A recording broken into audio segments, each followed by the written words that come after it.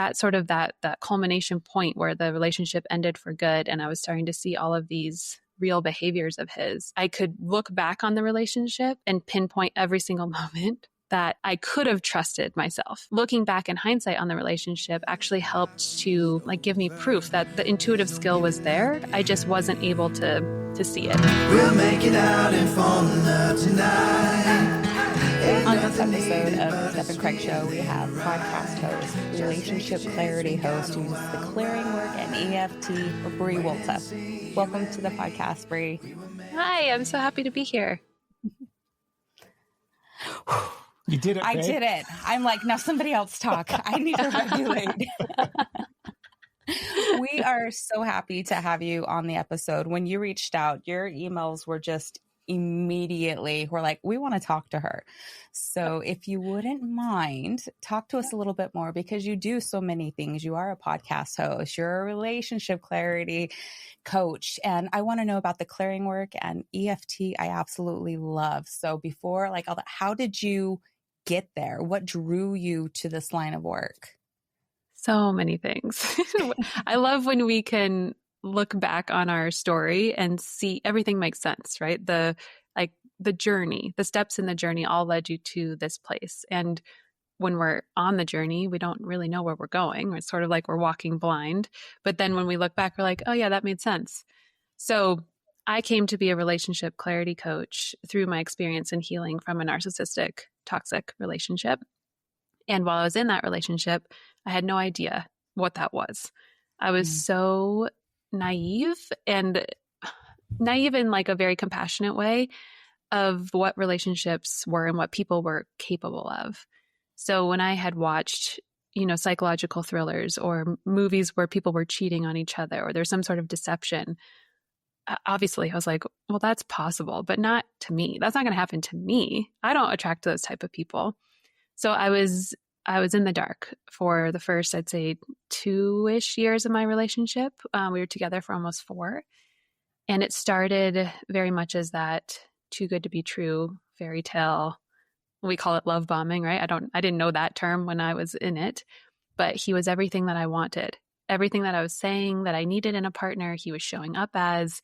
He was going above and beyond with these really thoughtful gifts and cards and letters and trips. And, it's like, wow, maybe I finally am feeling what love is supposed to be. And we worked together in the same industry. I was actually in the addiction and mental health field. And so he had all the right verbiage of having done his work and having looked at his trauma and was very versed in making me believe that he had done those things, right? He walked a good talk or talked a good walk, whatever the saying is. He was very charismatic. Everybody loved him.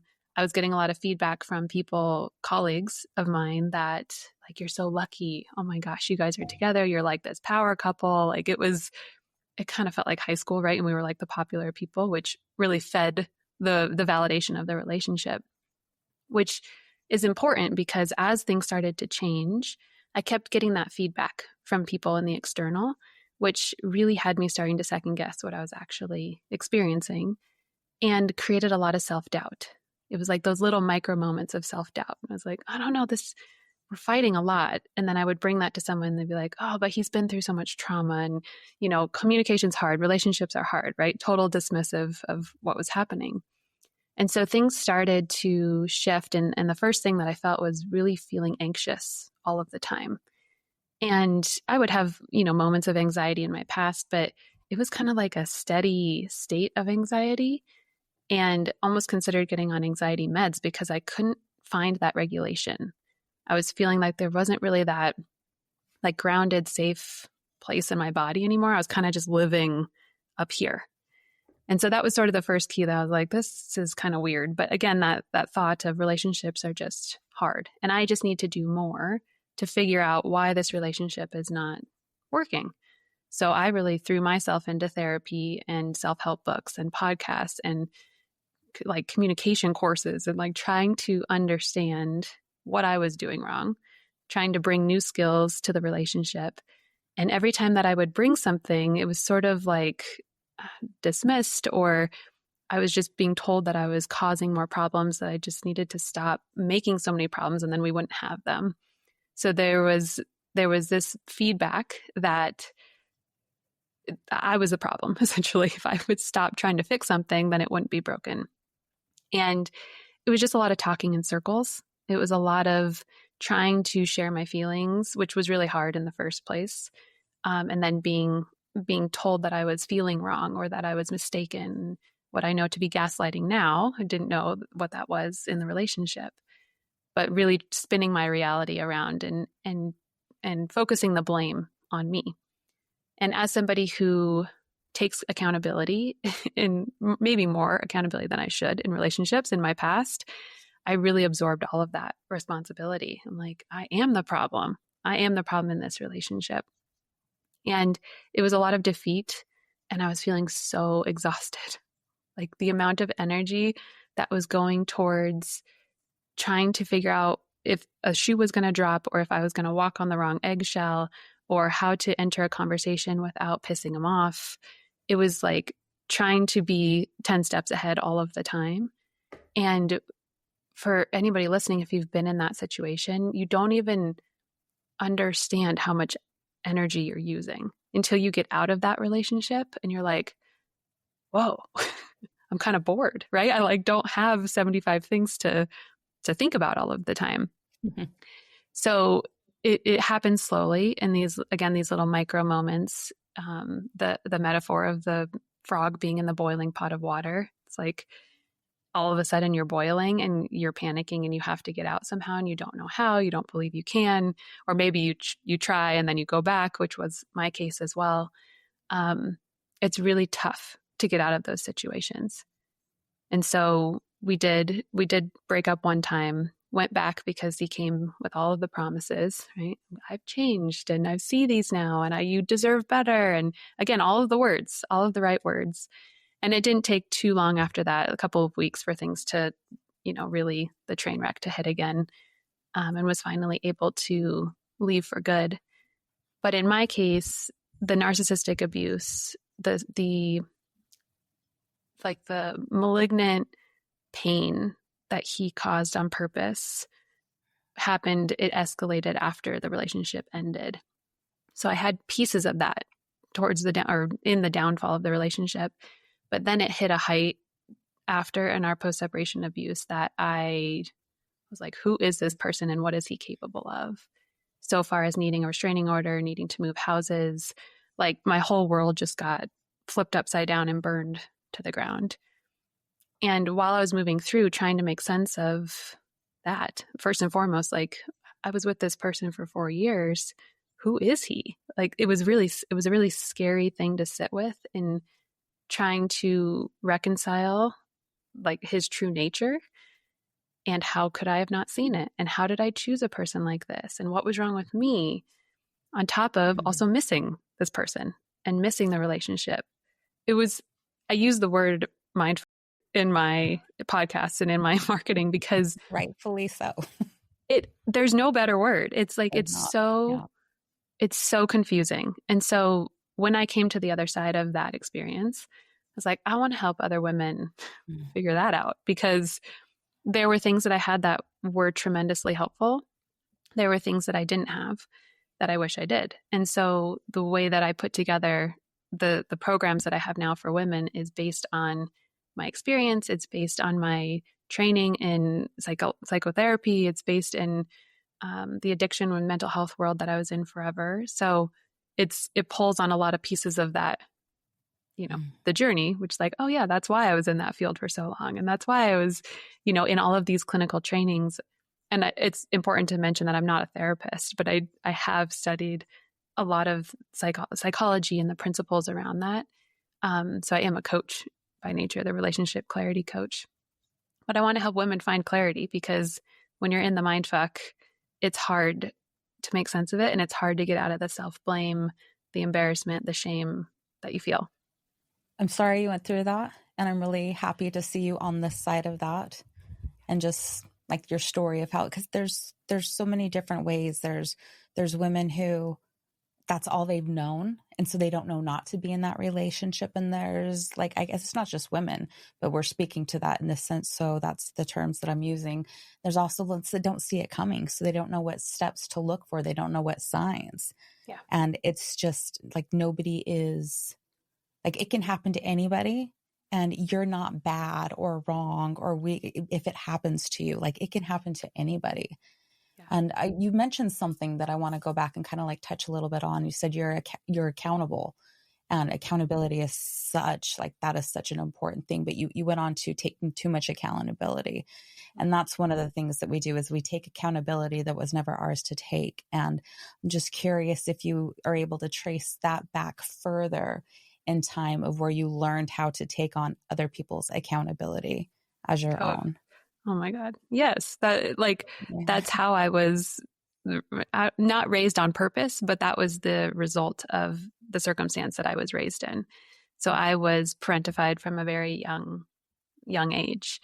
And again, my parents were trying their best. They were doing what they knew how to do with the tools that they had. And my mom went through some health issues really early on in life. And I just jumped right into being the mom, to comforting her. And my parents split up several times throughout my childhood. And so consoling both of them separately became my role. And it was a skill that I learned really early, that if I can take the responsibility, if I can step in and be the one to try to fix it, to try to change myself, to manage the environment, then we were going to be okay, right? Then we were going to be safe in a child's view of what safety means. I think that's such a huge part to make note of, because a lot of the way that you were describing the beginning of that relationship, there's a lot of it that kind of mirrors the beginning of our relationship. I had a lot of narcissistic traits and behaviors that later on I was able to unpack and process and understand and reflect and put pieces together from childhood and everything like that. But so much of that behavior was in some ways me trying to keep myself safe and control situations so that I always felt safe. And again, the process for me was really a lot of inner child work and seeing where it all fit together and putting those pieces together, right? But I think it's really a key thing to note is that a lot of times, I think at least, and again, from my own experience as well, from ours, like in our relationship, right? Where so much of our behaviors that they're coming from this place of like survival. We're just trying to keep ourselves safe. We're just trying to protect ourselves in all the different ways that we can. And when you've got somebody that's an abusive partner, somebody that's got some issues, then it's very much that like people pleasing, trying to walk around and make sure that you're checking all the boxes and everything like that. And it's just it's exhausting is the perfect way to put it. Like you described, right? It's just like so incredibly exhausting. Yeah. And one of the most important parts of healing, in my opinion, is really understanding our past, right? Understanding what I'm more primed to do, or maybe what I do, what I play out all the time in all my relationships, because then I can go in with clarity to the next relationship and try to hold myself accountable for that and be aware of partners who would take advantage of that specific trait of mine. But if we don't know what we're working with, then we're going in blind, right? We're just sort of like on the automated default setting. All right. We go in recreating it, looking to recreating without realizing it, hoping that this time we can fix it and get it right.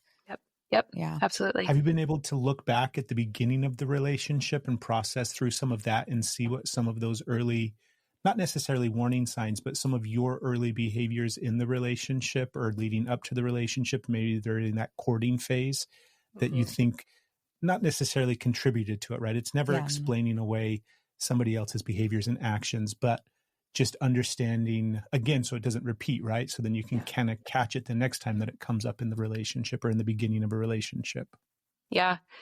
Yeah. One of the biggest things that come to mind was sort of the distractibility of all of the fun things that we were doing.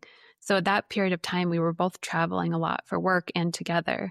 And it seemed like every month we were taking some sort of vacation and or work travel.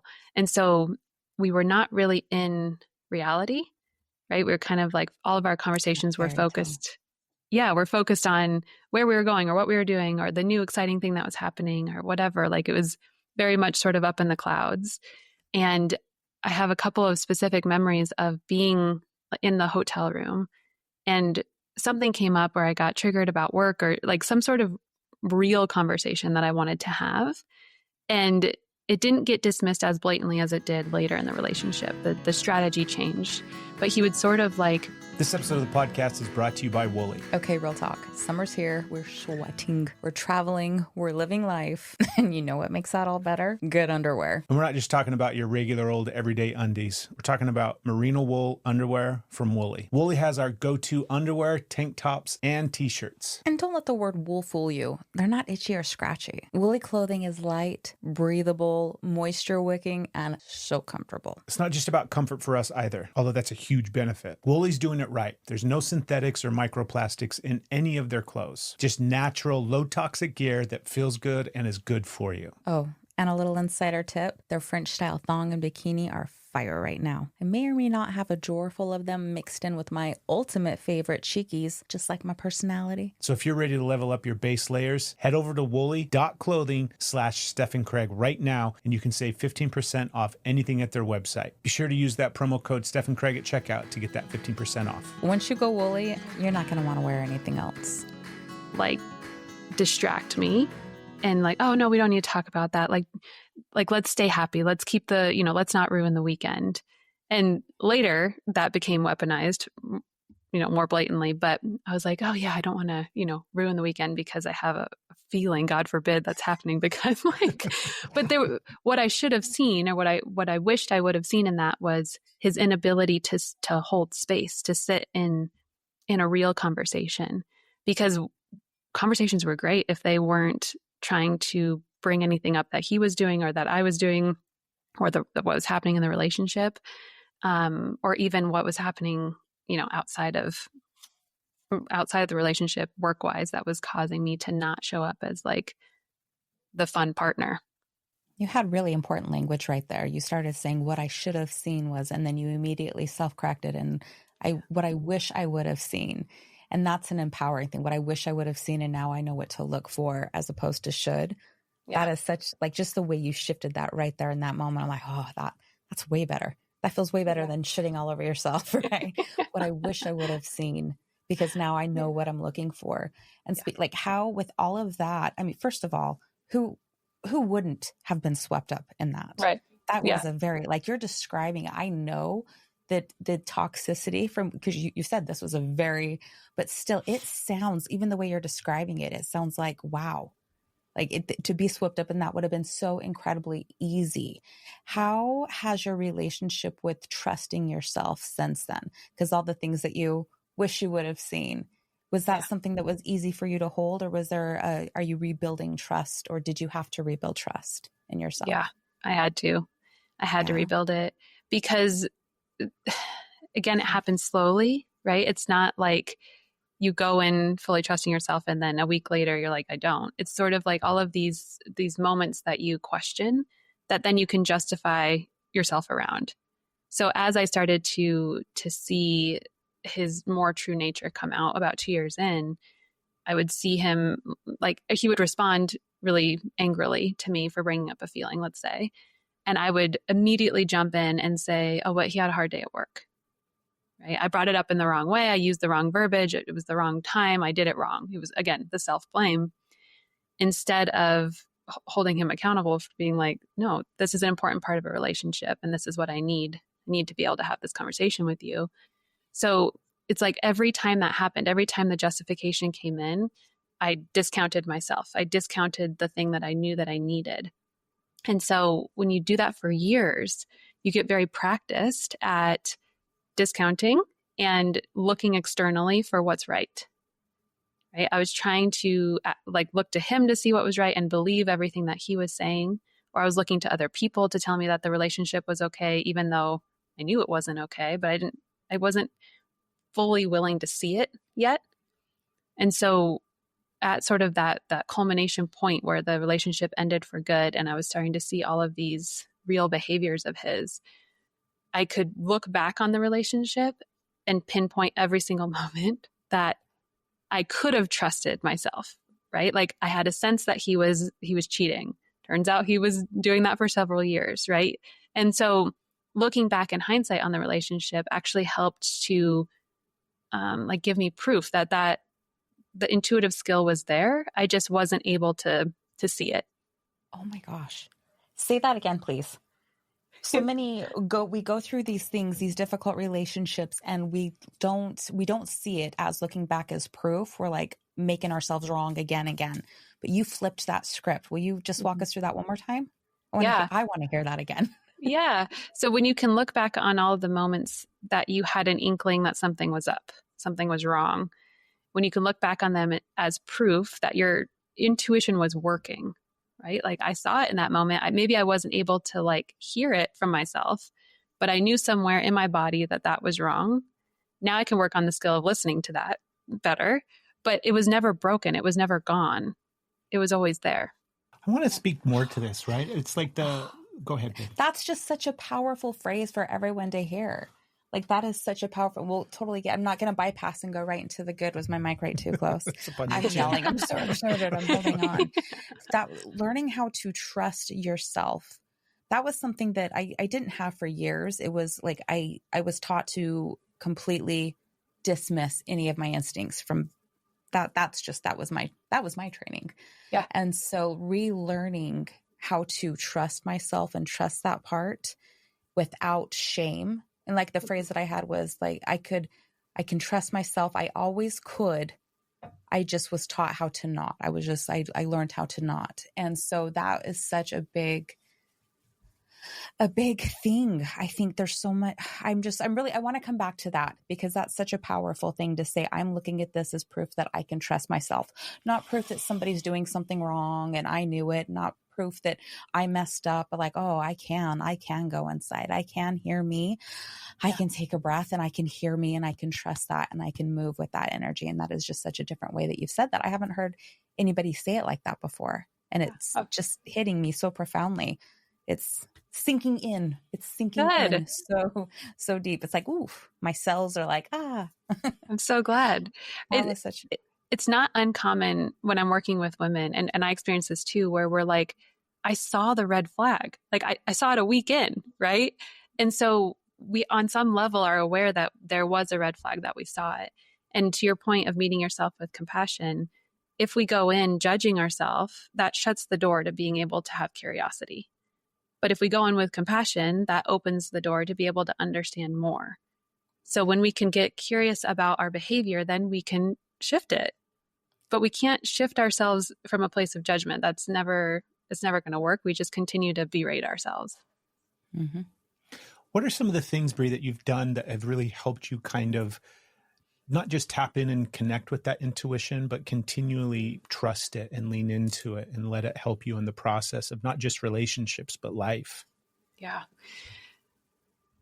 In the very beginning, I remember feeling so disconnected from my intuition, from what I wanted, from what I needed. Like someone would ask me what my values were, and I'm like, what are your values?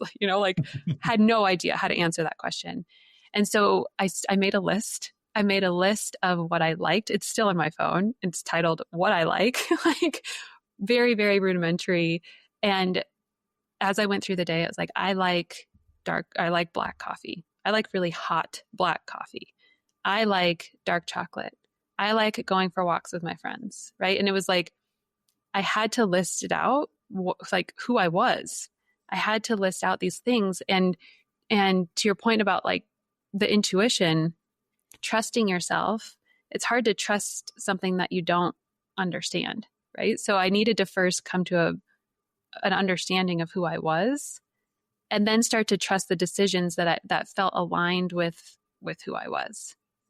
So once I could kind of piece out like, oh, I like spending time with my friends, and this quality time is really important to me. Then when I had someone would present me with a party invite, and it was a huge party that I didn't want to go to, but all the shoulds come up, I was like, oh no, my intuition is saying I would rather not go to this party. I would rather schedule a coffee date with this person. Right. And it just became clearer of why certain decisions felt better to me based on who I was, based on what I was uncovering about this person that wasn't dependent on somebody else to tell her who I was, or tell her who she was. I love that. I love that. I think it's one of the things that both of us have had to learn how to really trust it, right? Mm-hmm. It's like Steph was saying, it was really shut down from a very early age in childhood of like, no, you're wrong, or, you know, all the things. I think like, as you were sitting here talking about it, I feel like the human has the instinctual, like whether it's some sort of animal instinct, or a lot of times I connect my intuition with like source and energy and guidance and everything like that too. So I feel like there's two components to it, but I feel like we have we have a built-in lie detector, and we oftentimes ignore it. Yeah. Because there's so many times where you're like, we have kids, we've got 4 kids together, and it's really easy to know, like, it's so easy to tell when kids are lying, not just because they're kind of like crappy liars, but also like, even when they start to get really good at lying, you're like, something just doesn't feel right in this situation. So we've got like this really fine-tuned thing that is, you know, we can tell when something isn't what's being presented. Yeah. And I just think that it's like, I mean, I just want to, I don't even know, I don't have a question. It's just like listening to you talk about it. I'm just sitting here thinking about how not just important it is, but it's like, how can we all do much more work on trusting that thing and leaning into that thing and believing that thing when it starts to go off real subtly, right? Like you said, you saw the red flags like a week in, you noticed it. Yeah. It's so fascinating. Yeah. And that's an empowering thing. I love that switch. That's empowering. Yeah. In order to hear it, we have to be still. It's like still enough to hear it. And we're so distractible, and maybe again, part of our programming, this was true for me, is I like bring a lot onto my plate. The chaos feels like a familiar place. I know how to sort of dance in that, even though I hate it at the same time. But if I'm busy with all the things, then I don't really have time to sit and ask myself what I'm feeling, what's going on. Because it's in that stillness where sometimes we get the answer that we don't want. Yeah. And oftentimes with your intuition, it comes in that like that quiet truth instead of the like panicky ego place. I don't know how to describe it. It's like, I know he's cheating, you know, and it's like, oh, not what can I do to try to figure it out? It's like, I just know. I don't. And then maybe you move into the place of like, well, what am I going to do? And that creates some panic. But the intuition to me is like that like neutral tone of this just is true. I want to get into EFT. It's one of those things that honestly, I can't remember what it stands for. Is it the emotional freedom technique? Is that what yours is? Yep. Yeah. I don't think we've ever had it. Do you? I'm a big. Is it the tapping stuff? Is that what it is? Huh? Okay, let's get into it.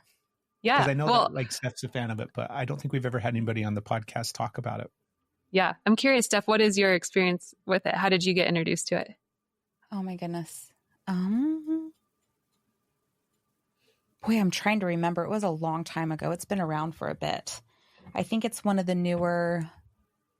one of the earlier techniques of when I started in this space. And it was so weird. It wasn't something that I could get into at first because touch was so hard. So just tapping on my face felt like it was going to throw me into a panic. And then suddenly like it started shifting. I could just do little bits on my hand and just the calming. And then I recognized that I'm usually holding my thumb or my pointer finger and anxiety and doing it naturally. Had no idea until I started learning about it that you kind of like you have these little ticks of where you're trying to calm yourself. And then I became like obsessed with the scripts and like, I have to get the scripts right. I have to tap it. I have to say 3 times. And it became that over perfectionism of I need to get it right so it can work. And if I don't do it perfectly, if I mess up the tapping places and finally I got to where I could just throw all that out and be like, what comes naturally? What do I feel like saying? And allow my body almost to respond with it. The scripts are really helpful when you're learning. Yeah. But after you get to that part, you can feel like, oh, what's coming up? What do I need to speak to? And it's one of my go-tos now because it is so calming and it is it's so effective. I feel like it's really, really effective. And I forget about it for a while and then I come back to it. It's an in and out kind of modality that I really love. I love That's that. my experience with it. Ah, beautiful, beautiful.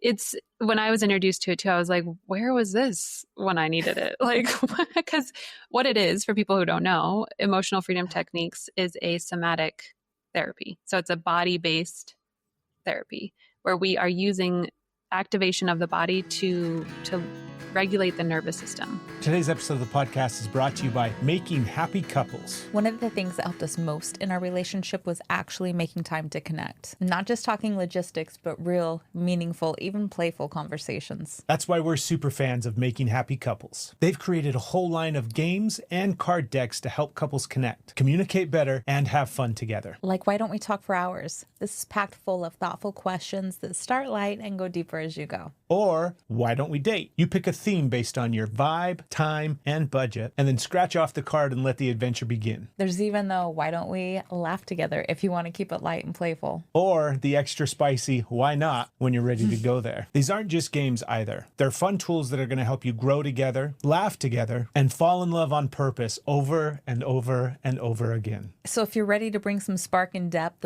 back into your relationship, head over to makinghappycouples.com/Steph and Craig right now, and you can save 10% off anything at their website. get curious, get playful, and make your relationship a happy one together. So for people who do deep breathing or do meditation, right, we're using the breath to help regulate the system. This is just another way to regulate the system. So you're tapping on specific points on your face and your torso and your hands while you're feeling a feeling that's uncomfortable, while your nervous system is being tested, being expanded, right? While we're in some sort of dysregulated state. So to your point, Steph, like, it matters and it doesn't matter exactly what you're saying, because literally the tapping on your body is what's regulating the nervous system. The talking piece is helping you to find clarity around what you're feeling. And the more that you can speak to what's happening and hear the response, again, that's another trust building, intuitive building skill. So the way that I teach EFT to my clients, because we use it in our sessions too, is we're just naming what's happening. We're naming what's happening in our body. We're naming what's happening in our thoughts, in our minds, in memories that come up. Whatever comes to mind, we're just saying it out loud while we're moving through the points, instead of keeping it in that internal dialogue that moves at 1,000 miles an hour. So the more that we can name what's presently happening, the more that we can make space in a regulated way to feel what's presently happening. So emotional freedom technique is just speaking to freeing the emotion so that it's not getting stuck and compartmentalized and stuffed down. It's like when I'm feeling anger, can I be with the anger? Can I speak the anger out loud? Can I regulate my system while I'm feeling the anger so that the anger can move through and I don't harbor that anger for years, right? That's the whole point of it, the basis of it. Is it the meridians that the points are connected to? Mm-hmm. Is that what all the different locations are? Okay. Yeah. So they speak to EFT as sort of if acupressure or acupuncture and psychotherapy had a baby, it would be EFT. So we're using the meridians that are mapped out with traditional Chinese medicine. The meridians are all connected to different points in different organs and different systems in our body. In traditional Chinese medicine, they believe that you harbor certain emotions in certain places of the body. So it's helping to bring flow. We're bringing flow to the chi. We're bringing flow to the emotion. We're helping to keep the body in a regulated flow state, which helps to ward off, disease and again, things getting stuck, while bringing the mental clarity to whatever it is you're feeling. That's why it's the child of those two things, which was really helpful for me when I was learning it and learning to trust it, because I'm so analytical that I'm like, I want to be able to talk about it and not just tap and trust that whatever is feeling is going to come through. That was something that the more I've done it, the more I just do trust that the feeling is going to come through and that I'm going to go up and then I'm going to come back down. But to be able to talk out loud was helpful for me in moments where I felt like I couldn't just stop and meditate. Like I was too worked up. I was too dysregulated. There was too much emotion happening to try to find that much stillness. And so the words helped to be an anchor for that part of my mind while my body was also finding regulation with the the tapping. How do you find that you use it like on a daily basis or when it's needed, I guess? Maybe, I mean, ideally, probably a daily basis, right? But Yeah. how do you find that you use it a lot? Yeah. Just yesterday, I used it. I'll give you the example. So whenever you're feeling off center is a time that you can use the tapping, because the tapping helps you to come back into center, into regulation. So yesterday I had a series of things, one with I have a new baby. And so there's just like so many decisions and fatigue and things that are happening there and shifts in what life looks like. So I was a little bit triggered from going on a walk with a friend we both had kids, and it just looks so different these days. We can't drop into that. Again, that quality conversation is so important to me.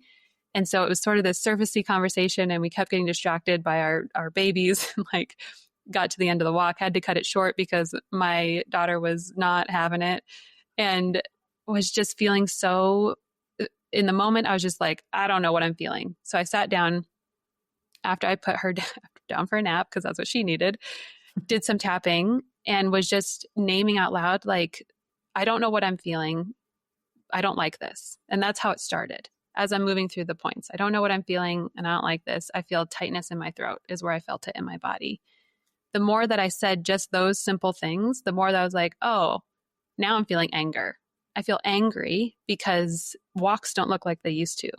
Life doesn't look like it used to. It's so hard to find these connective moments. And I feel like I'm losing a part of myself, right? It was able to go deeper, deeper, deeper into what I was actually feeling as I was regulating my body.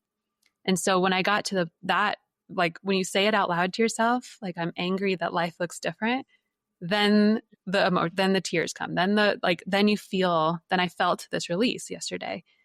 And after the release, then I was able to like come into center and remind myself that it's okay. Things look different. Life's not over, right? And you can kind of come back into that self adult talk that's like, yeah, things are different, but we're okay. And it feels true. It doesn't feel like a mantra that you're trying to slap on a feeling. It's like, no, I know that I'm okay. I know that I'm having a hard moment, but I know that I'm okay. And I know I love my daughter, and I know I love this, and I can also miss this. And all of these things can be true at the same time. Is she your first child? Yeah. Congratulations. Yeah. That's Thank so you. cool. Thank you. Yeah. She's 6 months, and our world is a lot different. You guys know? Yeah. Yeah. Yeah. They change everything for sure, huh? Yes. Yeah. I think that one of it's like the version of you that existed before you had children almost will never exist again. No. And it's like we have to learn how to let that version of us go and grieve it and process it and honor it and all those kind of different things that take place, because that phase of life's over. The grief, I was not prepared for the grief. Like, they talk about losing independence. And you're like, yeah, I could probably, I've had some good independence for, this period of time. I'm willing to step into putting someone else first, but you don't understand what that means until you're in it. And then all the grief work on top of it, you're like, oh, this is a lot. So tapping through the grief is also something that happens on the regular. But to your original question, so you can use it in big moments like that when you feel off center.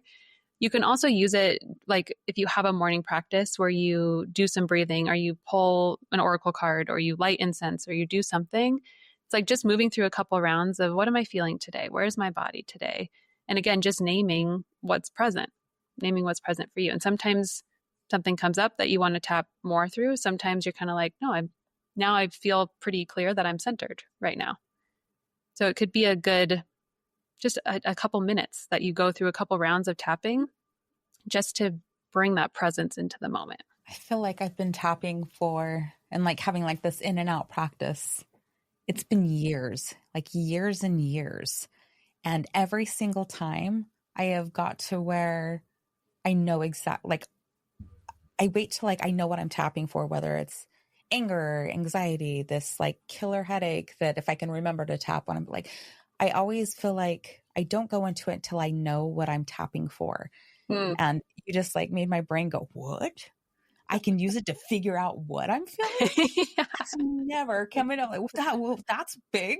I loved that Yeah. too. Yeah. Yeah. I loved the awareness of just Like, like sitting there with yourself and identifying this thing that I'm feeling that I don't want to be feeling, and then just verbalizing it and helping the process of like unpack it all. I thought that was super cool. That's super cool. I'm trying to think of out of all the trainings that I've had with it and the different teachers, I don't think I've ever heard anybody say you can use this to identify. I mean, you find you go deeper and the stuff comes out along the way, but it's like, what are you feeling? You're starting with this thing. You know exactly what you're tapping for. So my brain right now is like, oh, this is very expansive. It's gonna be tapping now. Right? Just like, you don't have to figure it out before you start. You don't have to like, I'm really angry. I'm really like sad. You just like, I don't know. Because most of the time, especially when we have a lot of self-betrayal or trust issues with ourselves or just, people, life, we have this thing come up in us. We don't know what it is. We just know we're dysregulated. And sometimes we don't even know we're dysregulated till we're really dysregulated.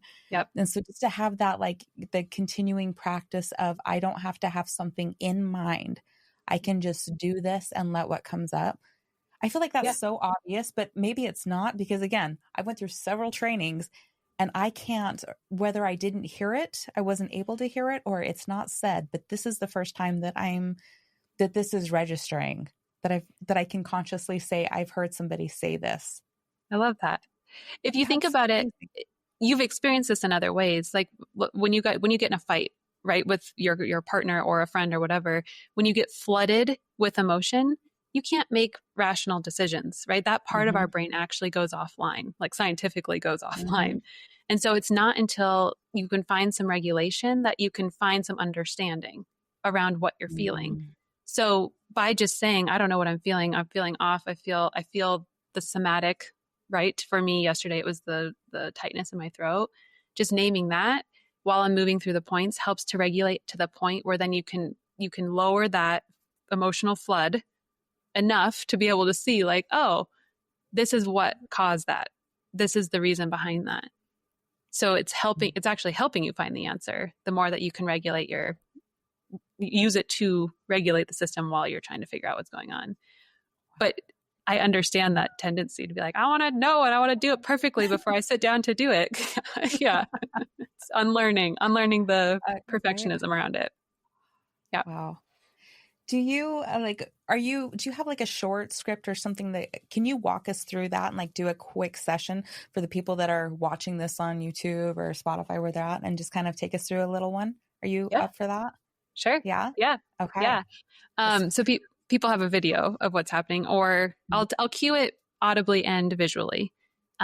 So we'll use the example that I've used already from yesterday. So let's say that you're feeling off. You're kind of feeling a little punchy, a little passive aggressive, a little something's inside. You don't know what's going on. Let's say you have the tightness in your throat. Okay. So we start with the side of the hand, which is right underneath your pinky, and you'll use your opposite hand to tap there. These points are, I was going to say, most of them are bilateral, so you can switch hands. It doesn't matter. There's a couple points under your nose and your chin that are unilateral that you'll use one hand, but the actual hand you're using doesn't matter. Okay, so when we come to the side of the hand, we start with what's called the setup statement.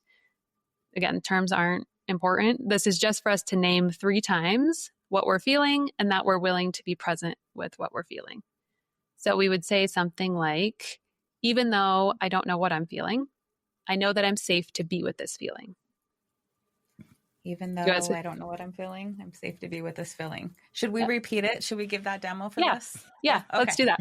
I'm so excited for this. I'll say it and then you say it back to me, okay? Okay. So even though I don't know what I'm feeling, I know that I'm safe to be with this feeling. Even though I don't know what I'm feeling, I know that I'm safe to be with this feeling. We got this. Yeah. We can say it in our heads too. We'll just let you do it. I'll say it in my head. We'll just say it. No, we'll just let her do it so they can say it themselves, whoever's listening. I'll say it in our heads. I'll say it in our heads. Say it in our heads, babe. Please continue, Brie. Okay. Even though I feel this tightness in my throat and I don't know what I'm feeling, I know that I'm safe to be with this feeling. even though I can't figure out what I'm feeling. And I feel the sensation in my throat. I know that I'm safe to be with this feeling. And then we come up to the eyebrow point. I don't know what I'm feeling. Side of the eye. I have a sensation in my throat. Under the eye. I still don't know what I'm feeling. Under the nose. My throat is so tight. Chin. What am I feeling? Collarbones. I can't figure this out. Under the arm. Now I'm frustrated that I can't figure it out. Top of the head. This tightness in my throat. And that would be one round of tapping. How'd that feel to just move through?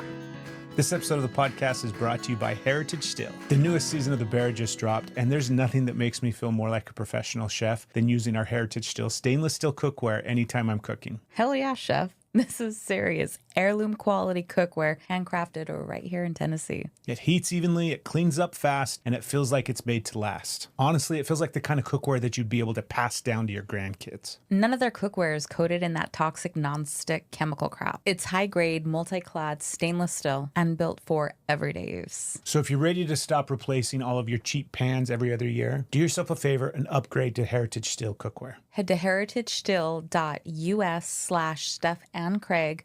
Be sure to enter promo code Steph and Craig so you can save 10% on your order. It's time your cookware works as hard as you do. Heritage Still, crafted to cook and built to last. I liked it. I'm sitting here reflecting because of the last couple of days I have been feeling a whole bunch of stuff that was difficult for me to even, verbalize or articulate what the emotion is or what the feeling is or why I'm feeling this. A lot of it's been fear for me and everything like that. And sometimes it's easy for me to just label something as fear and then move on in a sense, but not really process the fear or the emotion underneath the fear that the fear is connected to. Mm-hmm. And so as we're sitting here doing this and I start dropping into it, I'm just like, oh my gosh, I can feel the well of stuff that's inside of me. Mm-hmm. That wants to come out. Wants to be freed. Yes. Yes. Yeah. Did it make liberated a new chapter? It's so funny. Like Steph's been doing this for a long time, like she said, right? Yeah. And it's the same thing where she's tried to like encourage me and share it with me. And we're always like sharing modality stuff back and forth or things that we're excited by or things that have helped us and worked with us, right? And sometimes they click for each other. And then sometimes I'm like, yeah, that one's not for me. That one doesn't really resonate for me. And this has been one that hasn't really like connected for me, but I don't think I've ever put together the pieces of allowing the emotion to be free, like just allowing it to be processed, allowing it to be felt. And I love your metaphor of like the flood of emotion that comes on and activates the nervous system and you can't even make sense of what's happening, right? Yep. And then being able to just slow down enough to see what rises to the surface, to see what actually, and then being able to. So this helped me a lot, Brie. I'm really, really excited by this. I think we're both going to just be walking around all day now, tapping each other. Good. Because it's like, yeah, just the freedom of being able to release the emotion. That's a big, big part of what I struggle with is, I think probably a lot of us do, right? I'm thinking about things too much and always trying to process things analytically. And even though I know, I got to feel stuff in order to release stuff. Yeah. I'm still in that space of like, let's think about it some more. If I think about it, I'll figure it out. If I think about it, I'll understand the release or the problem or put the pieces together and cool, now I'm done. And yeah, it's a really, really, really beautiful reminder for me. So thank you. You're welcome. That's what I call the analytical buoy. So if you think about being in the middle of the ocean with all these waves hitting you, right? These emotions hitting you, it's like we cling on to this analytical buoy. Like if I can just understand the emotion, that I'm going to like be okay. And what EFT helps us do is be the oxygen mask that we need to go down and be safe underwater while we process through what we're feeling so that then we can come back up and not need that buoy. It's the tool that helps you to move through that. And I am with you. I am so analytical. I want to just think and understand my way through feelings because that's the safe place. That means that I don't have to feel a feeling.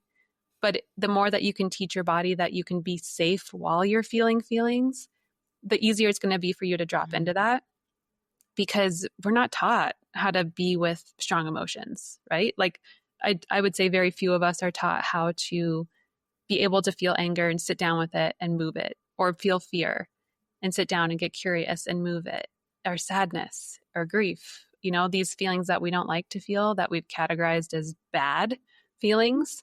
It's like, it's just energy. It's all just energy that we're experiencing. Some of it is denser than other and feels heavier in our body. Whereas, happiness, peace, clarity feels lighter. It's a lighter frequency. So we like those. But that doesn't mean that the ones that are heavier are bad. That's total societal programming around push it away, pretend it didn't happen, try to forget about it, distract with another binge session of Netflix and ice cream, right? It's like we get really good at finding reasons to not sit down and be with it. That was another part that I really liked, was just that verbiage of, I'm safe to be feeling this right now. I'm safe to be in my body right now. This is a safe moment for me to be processing and feeling. And that alone, like, that caught my attention right off the bat as we were starting to do it, because so frequently that's exactly what it doesn't feel like when I'm in my head, right? Because I'm looking at it's like I'm on that buoy looking at all the sharks being like, this isn't safe. There's no way this is the time to slow down and drop into my body. I gotta figure out how to get the hell out of this spot. Yeah. And different teachers will use different verbiage. So if listeners have used YouTube videos or whatever, and that's not the second part of that sentence that people use, that can also be whatever you want it to be. Like, I choose that because I need the reminder that I'm safe to feel it. So when I was taught the skill, my teacher, her second part of the sentence was, I'm feeling this, but I know that I can love and accept myself fully. And I was like, that's a big ask. That brought up a whole different set of emotions, Yeah. But for some people, that helps them feel safe. So it's really kind of playing with it. And again, they're not having to be a right way to do it. As long as you're naming what's happening and naming that you are willing to be with it, that's it. That's the two rules, if we're going to put rules around it. I love it. Yeah. Thank you. Yeah. You're welcome. That was powerful. You're welcome. Also, are you willing to do you have time to talk about the clearing work? I'm not familiar with the clearing work. Yes. So the clearing work is a way that I can help energetically tap into subconscious blocks that my clients are having. So our name and our birthday holds a very specific energetic signature in the world. And when we can speak to that on our own behalf or on someone else's behalf with their permission, then we can ask specific questions that tune into their energy body. So it uses, the word is escaping me now.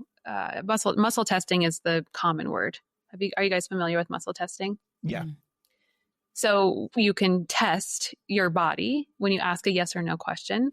You either feel a strong sensation or it opens. So the way that I muscle test is I hold a circle with my ring finger and my thumb, and I say, show me a yes. And it feels secure. When I try to pull it with my other hand, show me a no. And that opens. So when I tune into somebody's energy body, I can ask specific questions first around their chakra system. So which chakra is feeling out of alignment? Then that helps me direct more consciously into another set of questions that they might be holding some fear energy or some blockage energy around. So when I was trained in this modality, we have a system, software system that helps us come up with the questions that we ask around the specific chakras. But I come up with eight blocks of a gazillion that we could have. It's not that we do one session and then we're totally cured of all the things, but it helps to peel back a layer, right? It helps to bring a little bit more clarity to another layer so that they can come to session without something conscious that they want to talk about. But we use the 8 blocks that I found and we move through a very specific tapping sequence that looks a little different while they're repeating back different verbiage around each block. So you're incorporating both of them at the same time, the EFT and this method? Yeah. So there's only 4 tapping points when we do the clearing work. So it's the eyebrow, under the eye, the thumb and pinky finger, and then back to the eyebrow. So we're doing a different a different sequence while we're talking through the blocks. But it's not like I'm trying to find more curiosity around the block. It's more specifically that we're naming it 4 times as we move through these points, and then we move to the next block. So it's not actually processing verbally at all. It's all energetic, and it's all subconscious shifts that the clients are feeling. So it's more energy work if you've had energy work done than processing work.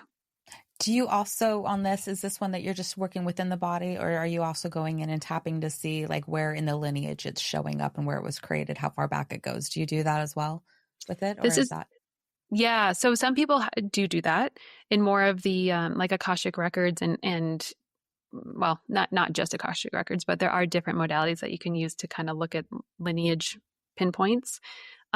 This is just what's showing up in your physical body. And it can be from childhood. It could be from this week. It could be from wherever. Our energy doesn't know time in that way.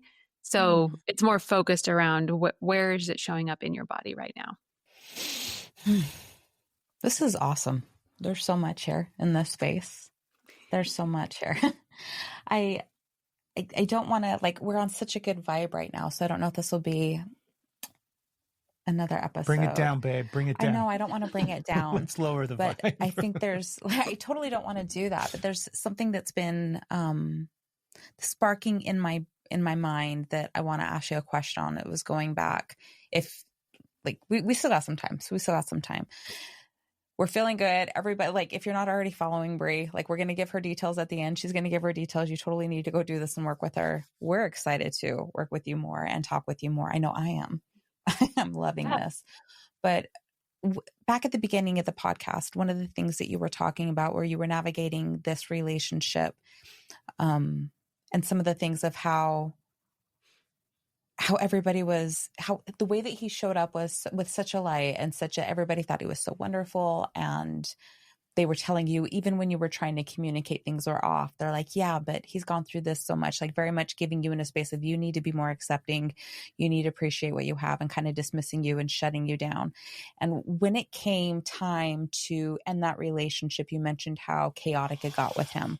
And would love for, if you have the ability to speak to, how did you navigate moving through when people, like, we need this support system. I'm trying to find the words. So much of what I went through with these relationships is I wasn't leaning on. I very much I internalized, and it was much harder. So when you have your group of people and you're working together and saying, he's so wonderful, you need to be this. How did you take those steps in getting through one of the most chaotic and painful things? Like, how did you do that? It is so isolating. It's so hard to, if you're still in the point of trying to reach out to people and trying to ask them for their, how do you see this, or their advice? Because that's kind of where it starts, right? We sort of share a little bit, maybe not the full truth, to kind of get a little bit of feedback, see how they react. And the more that they shut you down, or that they tell you that you're wrong, the farther you get into the isolation hole.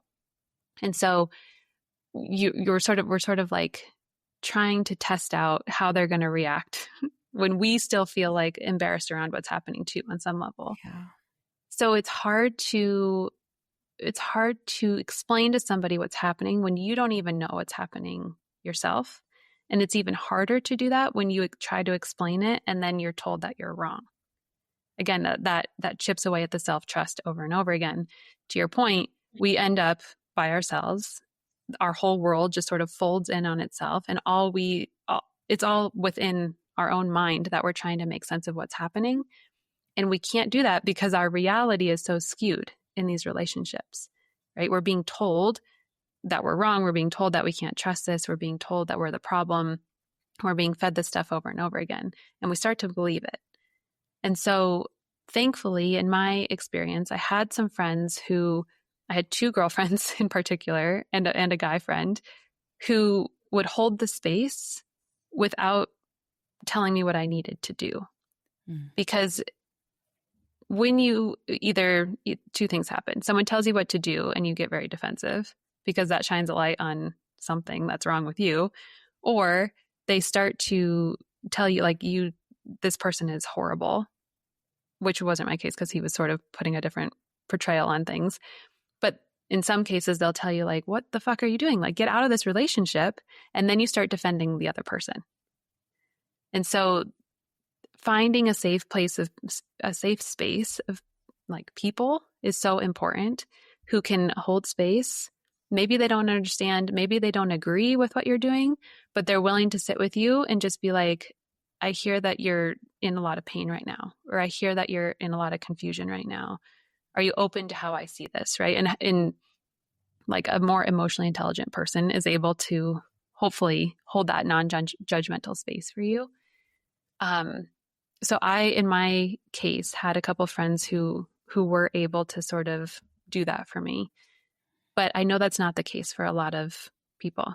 And that's why when I created my version of my program that I have now for women, the community space is so important because you can come there and you can share exactly what you're thinking and not have to explain it and not have to justify it.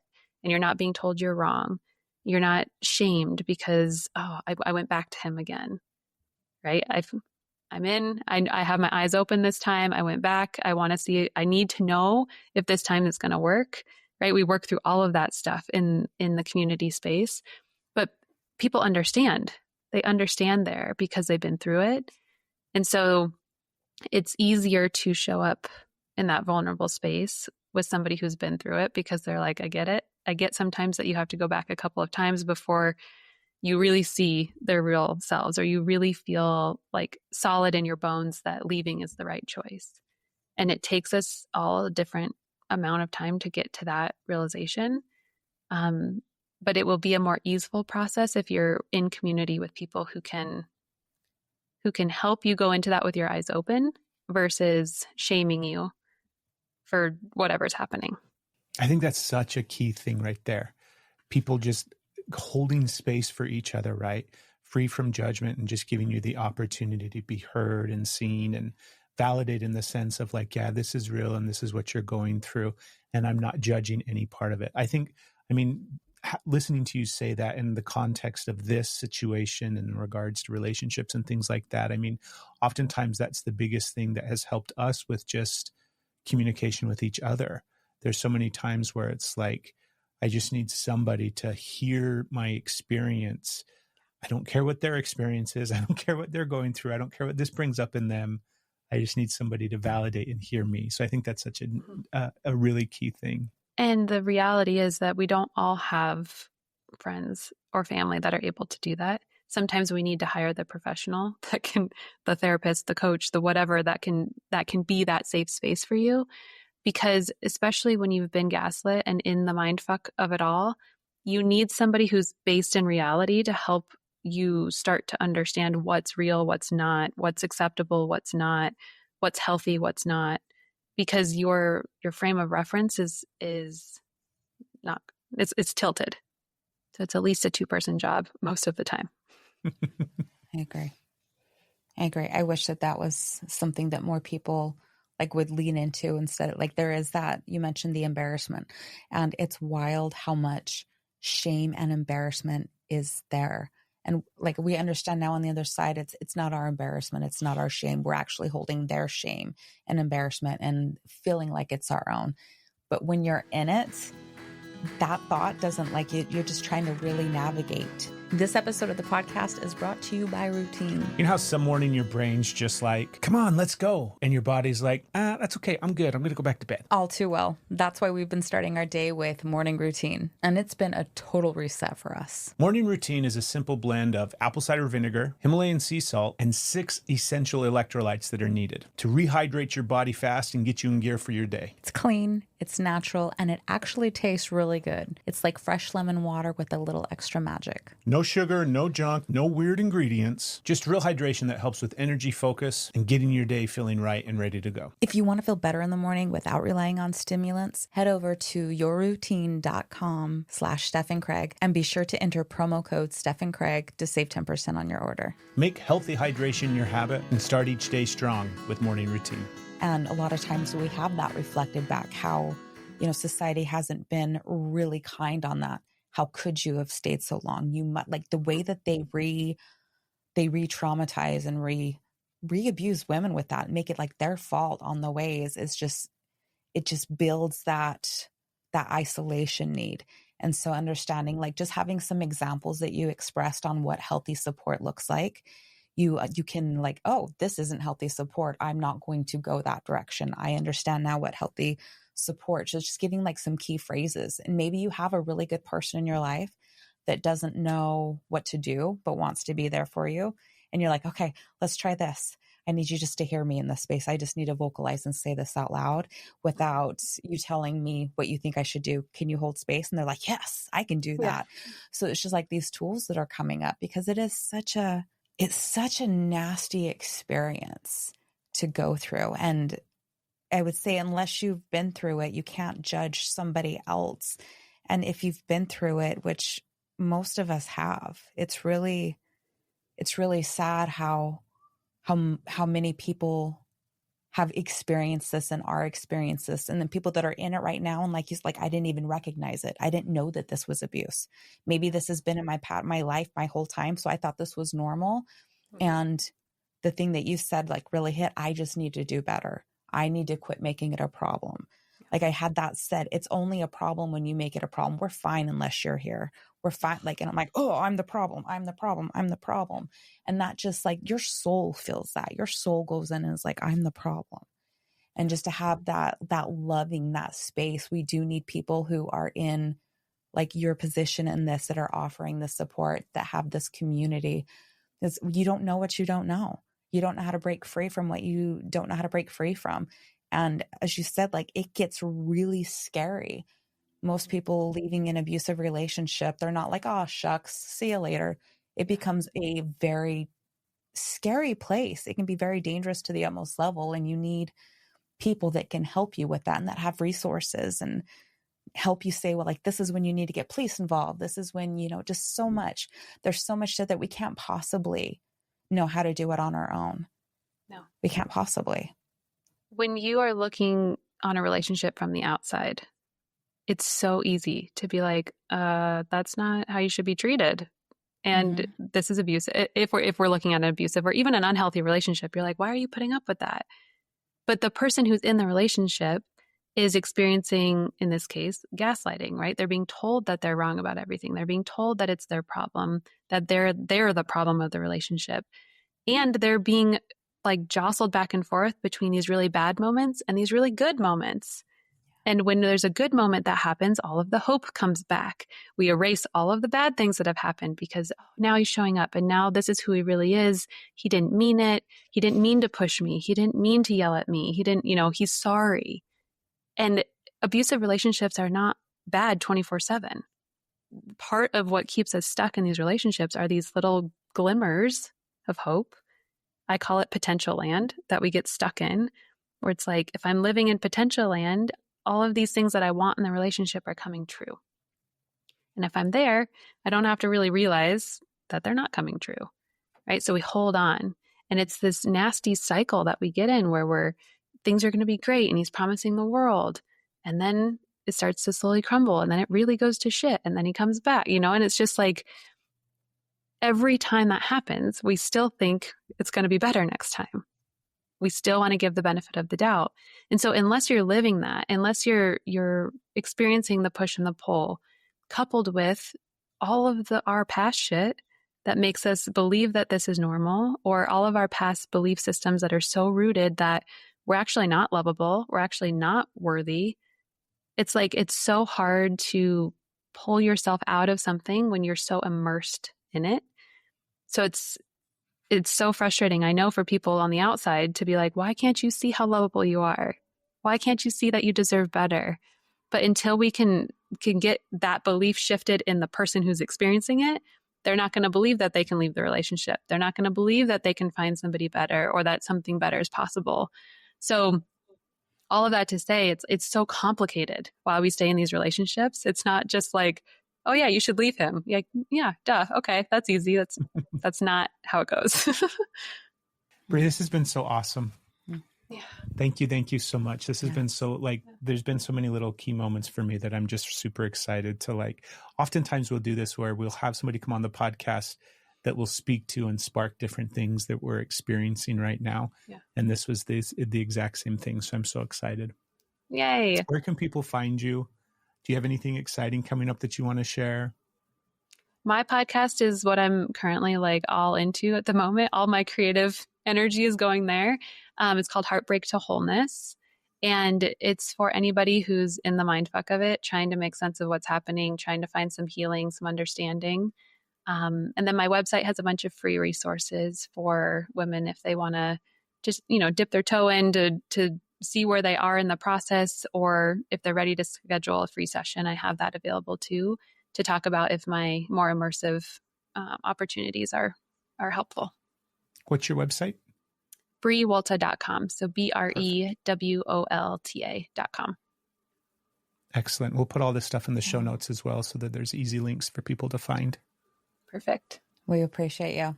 This has been I appreciate your vulnerability on it.